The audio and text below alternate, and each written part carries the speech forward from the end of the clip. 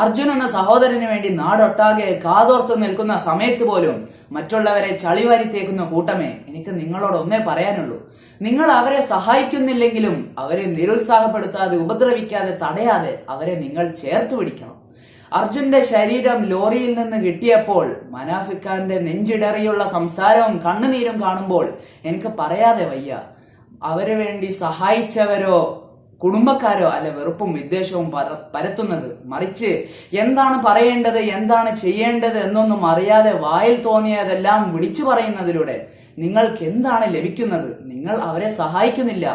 സഹായിക്കുന്നവരെ നിരുത്സാഹപ്പെടുത്തുന്നതിലേറെ നീചമായ മറ്റൊരു പ്രവൃത്തിയുണ്ടോ എന്ന് നിങ്ങൾ ചിന്തിക്കണം. എല്ലാം ഗവൺമെന്റ് നോക്കുമെന്ന് കരുതിയ മനാഫിക്കാന് തിരിഞ്ഞു പോകാമായിരുന്നു. പക്ഷേ അദ്ദേഹം യഥാർത്ഥ ആത്മാർത്ഥ മനസ്സിനുടമയായത് കാരണം അദ്ദേഹം പുഴയിലെല്ലാം വിട്ടുകൊടുക്കാൻ തയ്യാറായില്ല. അദ്ദേഹം ധാരാളം സഹായ പ്രവർത്തനങ്ങൾ നടത്തിയെങ്കിലും അദ്ദേഹത്തെ ആളുകൾ ഒറ്റപ്പെടുത്തുന്നുവല്ലോ എന്ന് കരുതി അദ്ദേഹം പിന്മാറാൻ തയ്യാറായില്ല. നാം ഒരു കാര്യം മനസ്സിലാക്കണം, ഒറ്റപ്പെടുന്നവരുടെ വേദന അത് അനുഭവിക്കുന്നവർക്ക് മാത്രമേ മനസ്സിലാവുകയുള്ളൂ. ആരൊക്കെ എന്തൊക്കെ കുത്തുവാക്കുകൾ പറഞ്ഞാലും, മോശ പ്രയോഗങ്ങൾ നടത്തിയാലും, തടസ്സങ്ങൾ സൃഷ്ടിച്ചാലും താൻ ഏറ്റെടുത്ത ദൗത്യത്തിൽ നിന്ന് ഒട്ടും പിന്മാറാതെ അവസാനം വരെ പോരാടിയ മനാഫിക്കാനോട് എനിക്ക് ഒന്നേ പറയാനുള്ളൂ.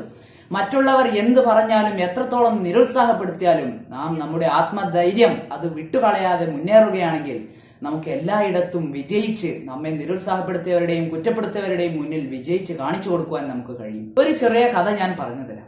ഡോക്ടറുടെ നിർദ്ദേശപ്രകാരം മധുര പലഹാരങ്ങൾ കഴിക്കരുത് എന്ന് പറഞ്ഞ വ്യക്തിയുടെ മുന്നിൽ നാം മധുര പലഹാരങ്ങൾ കൊണ്ടുവച്ചാൽ എന്ത് സംഭവിക്കും? ആ വ്യക്തി അത് കഴിക്കുകയില്ല. അപ്പോൾ നാം തന്നെ ആ മധുര പലഹാരങ്ങൾ തിരിച്ചെടുത്തു പോകേണ്ട അവസ്ഥയിലാവും. അതുപോലെ തന്നെയാണ് നമ്മുടെ ജീവിതത്തിലും.